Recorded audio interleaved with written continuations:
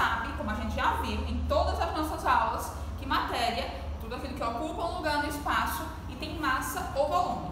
A gente pode classificar a matéria, o material, de duas formas diferentes, tanto por substâncias como misturas. Substâncias são um conjunto de átomos que não necessariamente precisam ter as mesmas características.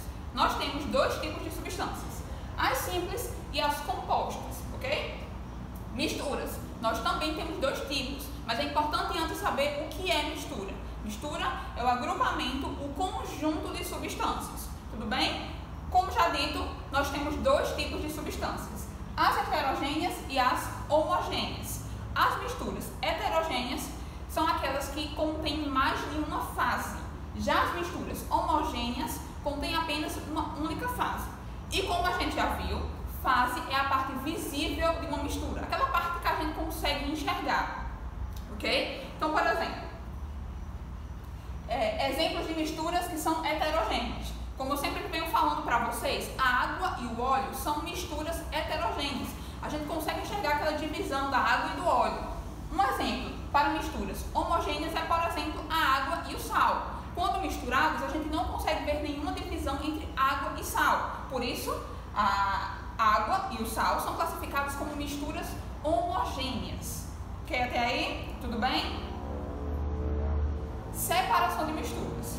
Visto que nós estamos estudando acerca do conteúdo sobre misturas, nós precisamos entender se é possível ou não separar misturas, componentes de uma mesma mistura. É possível, professora? Sim, é possível. Nós podemos sim separar componentes que pertencem a uma mesma mistura. E nós vamos ver agora tipos de separação para misturas heterogêneas e para misturas homogêneas. Ok? Tá. 3 formas super simples de separar misturas que são heterogêneas, ou seja, aquelas que têm várias partes visíveis, tá? Várias fases. A primeira delas é a catação, ok? É uma separação mais simples que é classificada como uma separação manual de componentes que são sólidos, ok? Não tem como você fazer um processo de separação por catação de líquidos. Então, esse processo aqui de separação, que se chama catação, envolve somente objetos que são sólidos. Ok, até aí? Um outro tipo de separação de misturas que também é super simples é a peneiração, que envolve a separação por tamanho. Você tanto pode envolver objetos que são sólidos, como objetos que são sólidos e líquidos também. Tudo bem?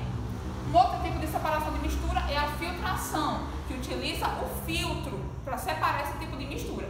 Um exemplo disso é o café, por exemplo. Quando tu tá lá, quando tua mãe está coando o café, por exemplo, o pó ele fica retido ali naquele filtro e o café líquido ele desce para o fundo da garrafa, para o recipiente que tu quer colocar, ok? O nome desse tipo de separação que utiliza o filtro é filtração, certo?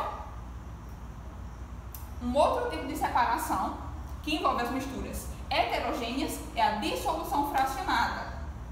A dissolução fracionada funciona da seguinte forma: tu quer separar aí dois materiais que são sólidos, que no meu exemplo aqui eu tenho a areia e o sal, e o que é que eu faço? Eu adiciono a água nesse recipiente, e como a água e o sal eles se misturam, quando essa areia assentar no recipiente, eu consigo fazer a retirada da água com o sal aos pouquinhos, e aí eu tenho separado a água com o sal e a areia. Daí eu consegui fazer a minha separação da areia e do sal. Tudo bem até aí? O nome desse processo de separação é dissolução fracionada, certo? Um outro tipo de processo de separação é o ventilação, que como o próprio nome dá a entender, é aquele processo que utiliza a força dos ventos, ok? Um exemplo clássico para esse tipo de separação é, por exemplo, agricultores quando querem separar a casca do grão do arroz.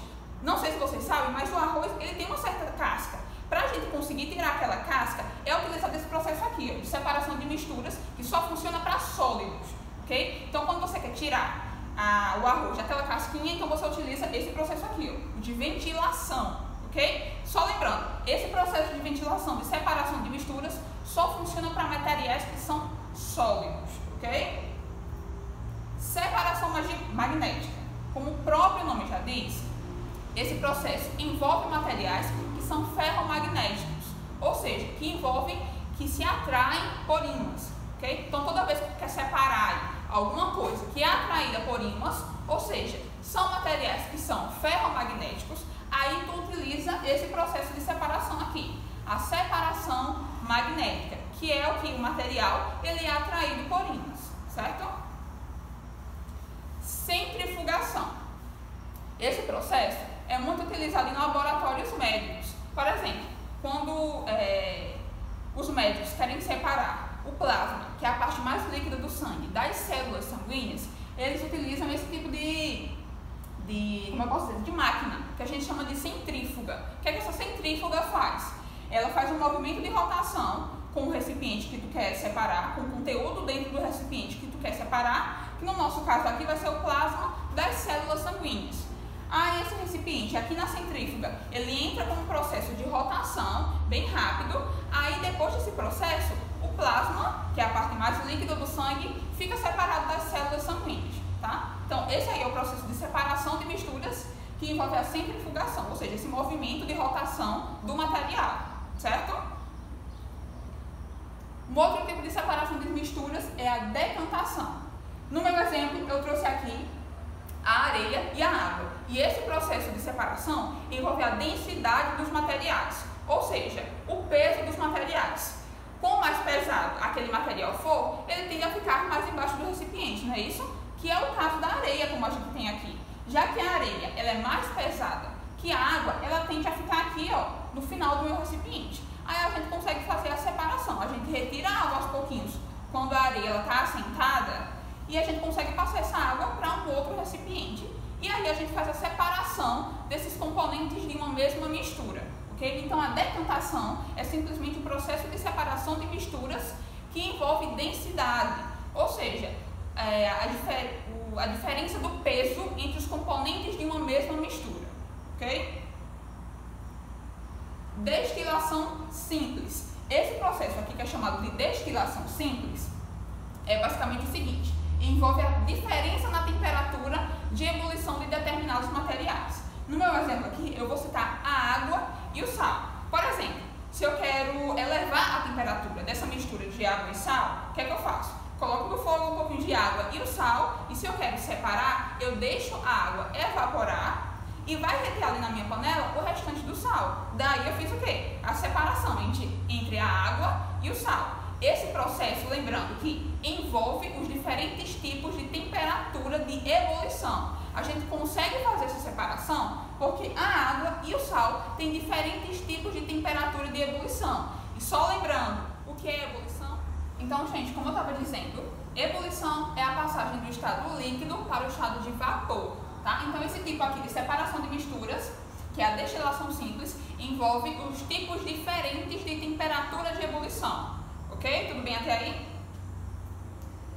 Destilação fracionada. Esse processo é o mais complicado de todos, tá? A destilação fracionada, bem superficialmente, já que é um processo um pouco mais complicado, acontece o seguinte: também envolve os diferentes tipos de temperatura de ebulição, só que em um processo muito mais complicado. Por exemplo, no caso do petróleo, que a gente tem vários componentes no petróleo, ocorre a divisão desses componentes, a separação desses componentes por causa das suas diferenças de temperatura. Por exemplo, componentes de um petróleo, querosene, gasolina, óleo combustível, todas essas coisas compõem o que a gente chama de petróleo.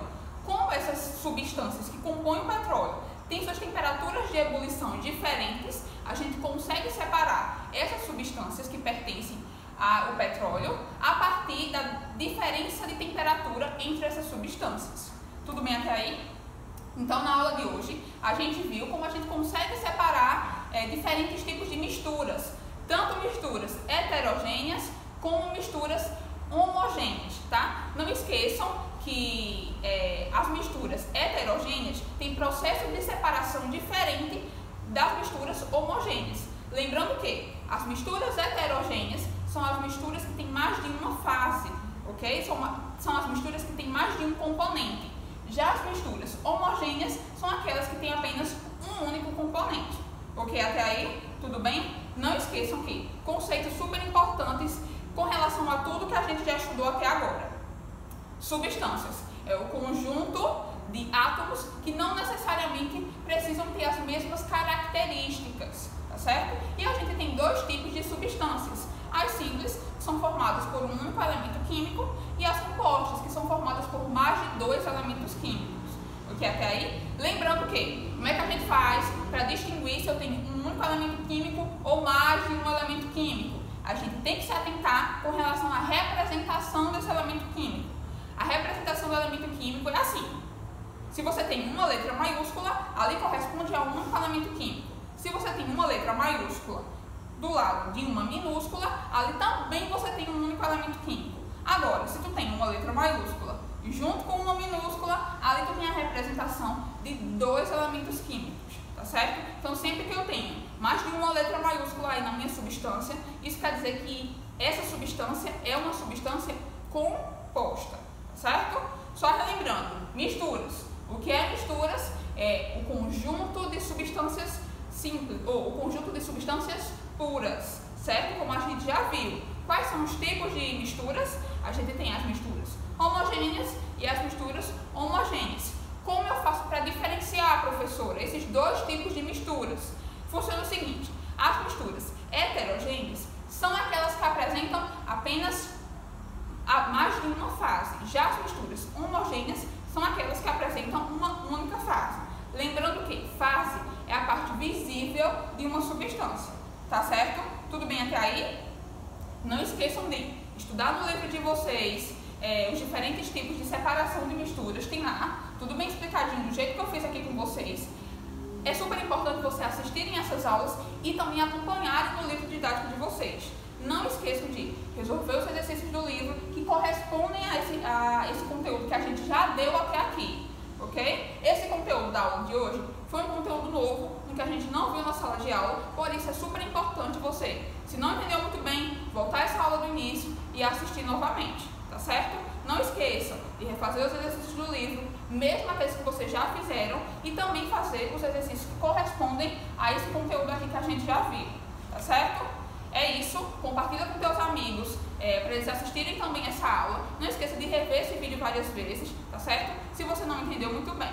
É isso, pessoal, até a próxima aula.